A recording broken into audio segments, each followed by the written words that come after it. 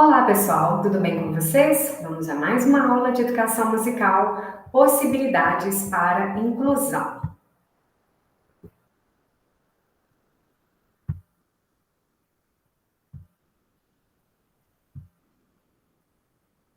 Hoje nós vamos falar um pouquinho sobre o Braille e a sua importância para a educação musical. E esse assunto também está linkado aí, com algumas dicas para a atividade 2, que já está no ar. As letras em Braille, elas são formadas a partir da combinação de 6 pontos que compõem o que é chamado de cela Braille.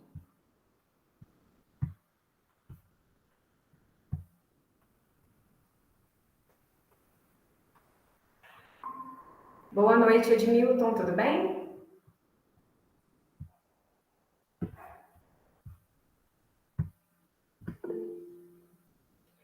Então, retomando, as letras em Braille, elas são formadas a partir da combinação de 6 pontos que compõem o que é chamado de célula Braille, tá? E ela é formada por 2 colunas e 3 linhas de pontos. A localização é dada de cima para baixo e da esquerda para a direita, tá? Então, a gente tem, por exemplo, os números 1, 2, 3, como aí no quadro ao lado, 4, 5 e 6. E, posteriormente, então, a gente tem na coluna direita esses números. E cada combinação de pontos em relevo forma essa determinada letra. Pode ser um ponto, um sinal de pontuação e também, no caso da música, pode significar um símbolo musical ou uma nota, por exemplo. Então, a letra C, ela é formada pelos pontos 1 e 4. Então, essa representação aí da gravura é a letra C. Tá? Então, na hora de fazer essa atividade aí no ciclo 2, fiquem bem atentos para não errar a leitura. É de cima para baixo, da esquerda para a direita, assim como na escrita convencional. Ok? Então, aí estão os números, né? Só para recapitular. E aqui nós temos o alfabeto completo. Falar, mas por que eu tenho que saber alfabeto, né, no caso da aula de música? Mas é interessante, às vezes você quer escrever, por exemplo, uma figura musical, você quer escrever a palavra semínima ou a palavra alta. Então é interessante também conhecer um pouco do alfabeto, não necessariamente decorar, isso é mais complicado, é mais para quem tem um uso frequente mesmo, que consegue decorar. Mas fica aí a dica para que vocês possam utilizar, né, em suas aulas, se possível. Porque à medida que você vai trabalhando também com os alunos, vai trabalhando com os aprendentes, você também consegue memorizar alguns, não digo todos, mas alguns pontos principais de música, algumas palavras, né? Então isso vai facilitar. Também tem a dica de fazer uma confecção ou uma adaptação do alfabeto Braille. Então, se você tivesse que utilizar, né, materiais bem simples, o que você faria? Como você construiria? Então, a gente tem alguns exemplos aí que eu vou mostrar para vocês. E um deles é uma coisa super simples, que são as caixas de ovo, né? Claro que vocês têm que cortar para dar os 6 pontos, para não ultrapassar a quantidade aí. E vocês podem utilizar aquelas bolinhas dos desodorante Rolon, ou bolinha de ping-pong, ou mesmo, né, uma bolinha de isopor com praga menorzinha aí, que dá a característica do ovo. Então, vocês têm várias opções, tá? Eu vou dar alguns exemplos aí que vocês podem utilizar nas aulas de música ou na aula de artes, tá? Vocês podem usar caixas de ovos, com essas bolinhas que eu falei do desodorante, um material muito simples, dá para os próprios alunos levar e fazer na aula de música, olha só que legal. Você pode também recortar as células e colocar as bolinhas de acordo com a letra desejada, ou no nosso caso, com o símbolo musical desejado. Tem um site que já vende alguns materiais prontos, né? Para aquele que de repente não quer ter trabalho ou tem uma certa preguiça, digamos assim, para fazer esse tipo de confecções que, né, que demora mesmo. Vocês podem utilizar, se quiserem, o site Brinquilibras, tá? Eles estão sempre atualizando alguns jogos, tem vários formatos de alfabeto, mas eu ainda acho que é possível fazer confecções com materiais muito simples. Os círculos em negrito representam os pontos da cela Braille e a combinação formam 63 caracteres que simbolizam essas letras do alfabeto convencional e as variações como acentos, pontuação, número, símbolos matemáticos, químicos e até mesmo as notas musicais. Para quem não sabe, já tem um padrão. Para os cegos poderem ler números ou partituras musicais, por exemplo, tem que se acrescentar antes do sinal de 6 pontos um sinal de número ou de música, tá? Eu deixei 2 materiais aí para vocês e vou colocar em anexo também com o apoio dessa aula, 2 materiais falando sobre o Braille, especificamente de música, que é uma tese da Fabiana Bonilha, e também o manual específico para que vocês possam ver. Nossa, mas é muita informação, a gente vai ter que decorar? Não, claro que não. Essa aula e essa atividade do ciclo 2 é só para a gente ter um bem breve mesmo, conhecimento sobre a importância e a forma de utilização do Braille, tá, pessoal? Não é para ninguém decorar, tanto que esse tipo de atividade nem vai cair na avaliação de vocês, podem ficar tranquilos aí de 40 pontos, tá? É só atividade mesmo desse ciclo.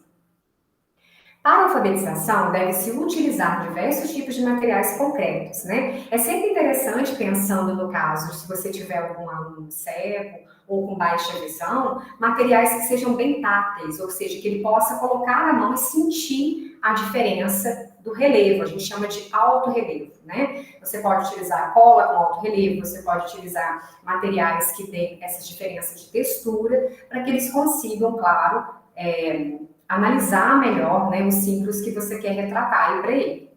E é interessante também esses materiais de sucata, porque você pode colaborar na confecção, isso pode ser utilizado tranquilamente na aula de artes e pode motivar os alunos, não só crianças, mas qualquer faixa etária, no desenvolvimento e no refinamento tátil. E as celas Braille confeccionadas com material de sucata. Eu vou dar alguns exemplos aqui para vocês. Essa foi feita com papelão simples, né? Tampinhas aí de refrigerante, de água. Vocês podem utilizar também botões, caso vocês queiram, né? Para ficar mais fácil. Ou, de repente, né? Ver com a turma o material que eles têm disponibilidade em casa. Vocês podem utilizar, no caso aí da direita, a célula foi colocada por uma semente dentro de uma tampinha, né? Diferente do primeiro exemplo do lado esquerdo, onde tem uma questão de relevo mais, que é mais utilizado aí. Então, tem várias formas, vocês vão escolher o que vocês acharem mais fácil. Para a execução do Dó 3, o sinal desta nota deve ser precedido por outro sinal que indica em qual das oitavas do piano essa nota está localizada. Ou seja, quando a gente inicia uma grafia de um trecho, coloca-se o sinal simbólico da clave. Depois, a fórmula de compasso e depois a primeira nota da melodia. Essa é a sequência do que eles compreendem. E é desnecessária a mudança da nota de referência, a menos que mudemos de oitava. O sistema Braille ainda oferece os sinais de dedilhado, de articulação, escritos após cada nota em questão. Se a leitura do Braille é horizontal, como a gente vai ler acorde então, né? A escrita do acorde de Dó, por exemplo, Dó, Mi, Sol e Dó oitavado, escreve-se a clave, o sinal de oitava da primeira nota e as notas Mi, Sol, Dó oitavado. Mas caso o acorde for tocado pela mão direita, grafa-se do agudo para o grave, tá? É o contrário. Inicia-se do Dó agudo e depois acrescenta-se as notas Sol, Mi até chegar no Dó grave. Então tem que ficar atento aí com relação a isso. E se houver necessidade de escrita, para muitos instrumentos percussivos, é necessária uma legenda, onde cada instrumento pode sim ser representado por uma determinada nota. Então, por exemplo, não tem uma escrita específica para a percussão, mas vocês podem representar a zabumba pela nota Sol, a nota Mi pode ser um triângulo, e assim sucessivamente, tá? Vocês vão ver que tem alguns pontos específicos dessa escrita. Para o estudante de leitura em braille, o sinal de ritornello não é tão simples de executar, porque ele não tem muita noção, né? Ele não tem noção do campo visual mais exato de onde termina e onde começa a peça. Então, é preciso identificar o tamanho, a quantidade de compassos existentes entre o início e o final da repetição. E geralmente, muitos dos alunos, eles conseguem saber aonde retornar através de uma questão de memorização mesmo auditiva. De tanto repetir o trecho, eles acabam meio que decorando e eles conseguem entender a leitura como um todo, o fraseado mesmo, né, da peça, tá? Aí no guia de vocês eu coloquei um trechinho só de um quadro básico de musicografia, tá? Com alguns sinais que vocês podem ver de colcheia semínima, mínima, né? E também as pausas correspondentes de cada um para vocês verem. Mais por questão de curiosidade e pesquisa, tá, pessoal? Como eu disse, não de decorar. Também a gente tem as indicações de sinal de oitavas, a mão direita, a mão esquerda, pedal. Temos algumas dicas de como são escritos os intervalos, né? Alguns dos intervalos, não todos. E também as claves, que eu considero que é a parte mais interessante, né? É a gente tentar memorizar um pouquinho, com os alunos, caso vocês queiram aplicar isso em sala, as claves dos acidentes, e os acidentes como bemol, sustenido, B quadro, eu acho que é interessante também, e não é tão difícil.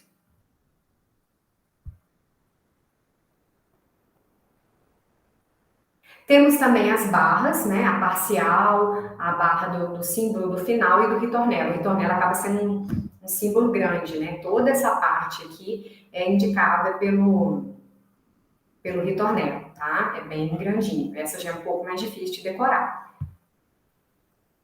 Eu falei um pouquinho do Musibraille para vocês e também o projeto Musibraille. Caso vocês tenham interesse, tenham casos, né, de cegos na escola, como que eu faço para aprender mesmo a utilizar, né, esse recurso? Porque para eu passar para os alunos eu tenho que conhecer. Então existem cursos específicos do Musibraille, vocês podem solicitar pedidos, tá? Também na sua cidade, para que vocês tenham acesso a esses cursos para profissionais. Então eles vão trabalhar com professores, independente não só de instrumento, né, pode ser uma pedagoga. Então, é bem interessante que vocês solicitem, né, façam esses pedidos para que vocês conheçam mais o Musibraille para conseguir realmente colocar isso em prática na escola de vocês.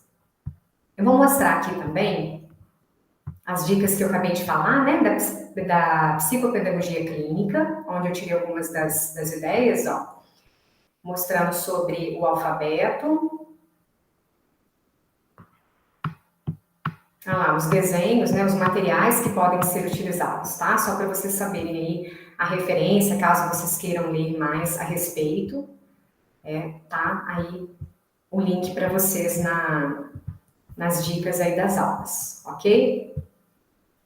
Não é tão fácil manusear o Musibraille, mas com dedicação, com estudo, principalmente com a capacitação de profissionais, vocês podem sim conhecer um pouco mais. É claro que se não praticar, acaba esquecendo, né? Tem essa questão também. Por isso que eu falei, de repente vocês vão aos poucos, começa com o Braille, alguns sinais musicais, faz essa confecção com os alunos de uma forma mais simples, até você conseguir essa capacitação especificamente aí na sua cidade, ok? Então, espero que essa unidade do ciclo seja interessante para vocês, seja mais uma fonte de pesquisa e que vocês gostem do material, tá bom? Fiquem atentos aí às dicas de como ler e no mais também, né, como eu disse, vocês vão receber o material da Fabiana Bonilha, que foi o material indicado aí para leitura também da unidade, e o legal da tese dela é que não é uma coisa só teórica, ela fala de alguns questionamentos mais realizados com os profissionais. Por exemplo, como o professor pode facilitar a apreensão do conceito de intervalos logo no início da formação musical? Que estratégias minimizariam os erros de aplicação das regras de sinais de oitava?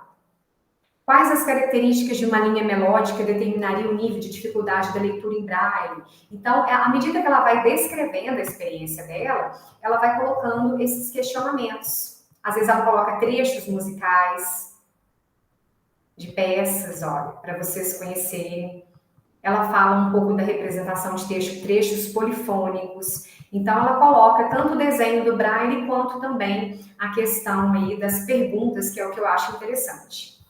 E a outra leitura que vai ficar para vocês de apoio é justamente o Manual Internacional de Musicografia Braille. Eu sugiro que vocês baixem esse material, guardem, caso vocês um dia necessitem, né, vocês já têm aí esse manual completo, tá? Esse é bem completo, mais difícil também de entender. O da Fabiana, por ser uma tese, ela vai explicando melhor, né? Aqui é só um manual, mas é muito interessante porque tem tudo nele, tá?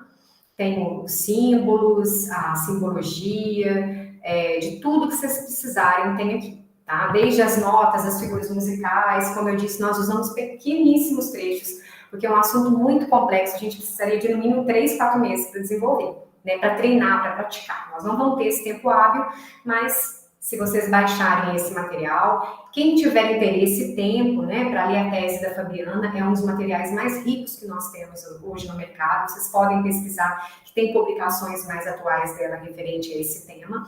E espero que vocês gostem aí das dicas dessa unidade do guia, ok? Vou pausar a gravação. Um abraço e até a próxima semana.